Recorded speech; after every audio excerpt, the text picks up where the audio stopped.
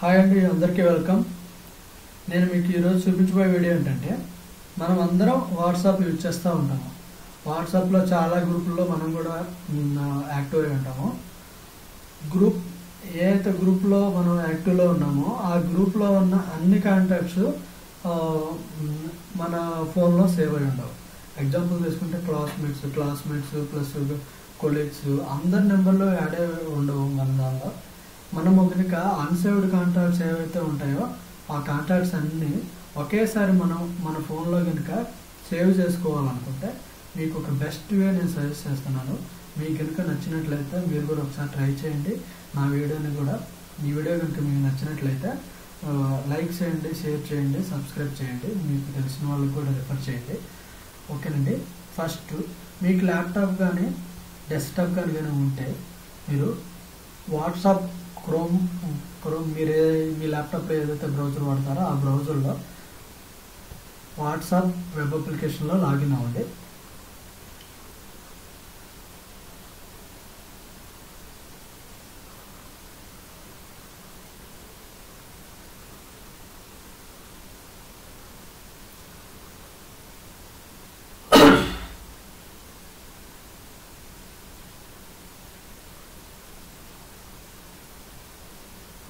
ఒకసారి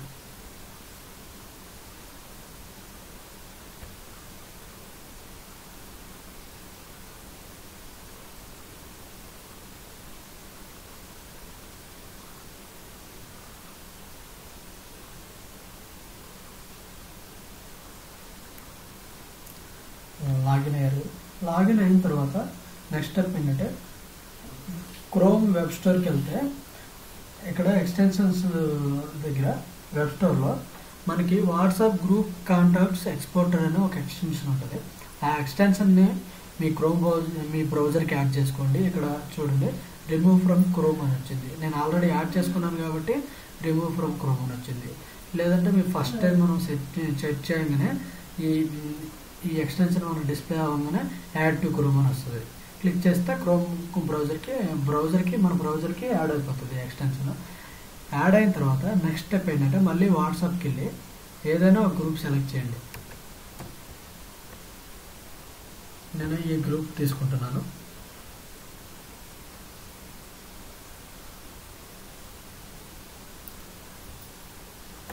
మనం ఎప్పుడైతే ఒక గ్రూప్ సెలెక్ట్ చేసుకుంటామో ఆల్రెడీ ఎక్స్టెన్షన్ ఎనేబుల్ చేసుకున్నాం కాబట్టి ఇక్కడ మనకు చూడండి ఇలా చూపిస్తుంది. Download contacts from some group name వస్తుంది. మనం కనుక ఇక్కడ డబల్ ట్యాప్ చేసామనుకోండి,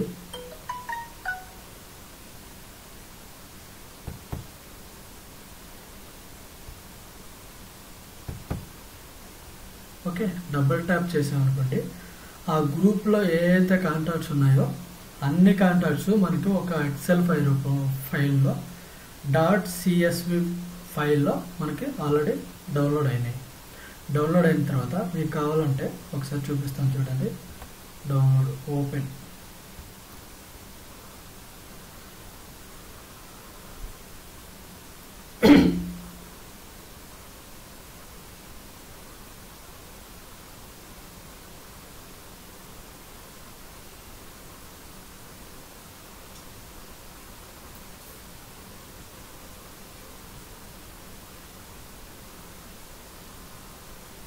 చూడండి.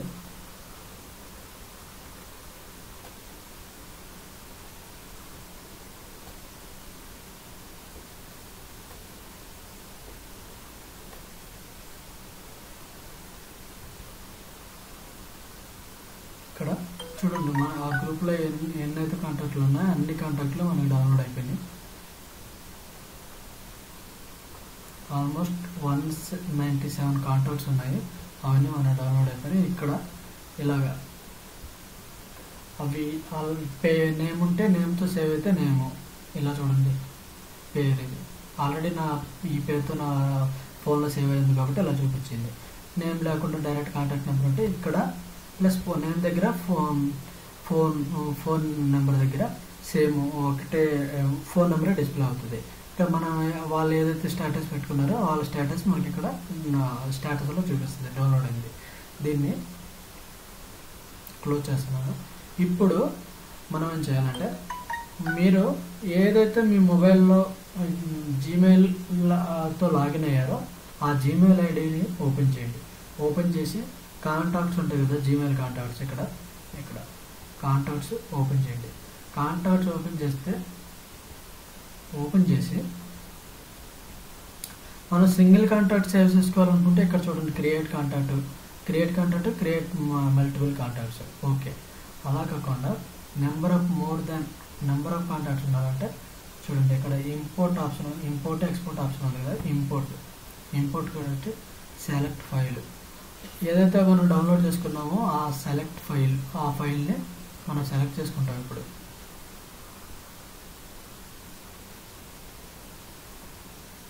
ఆ ఫైల్ని సెలెక్ట్ చేసుకొని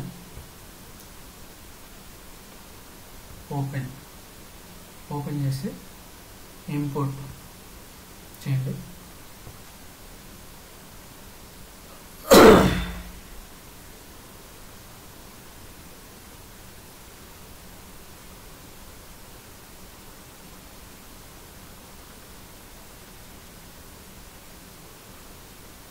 చూడండి ఇక్కడ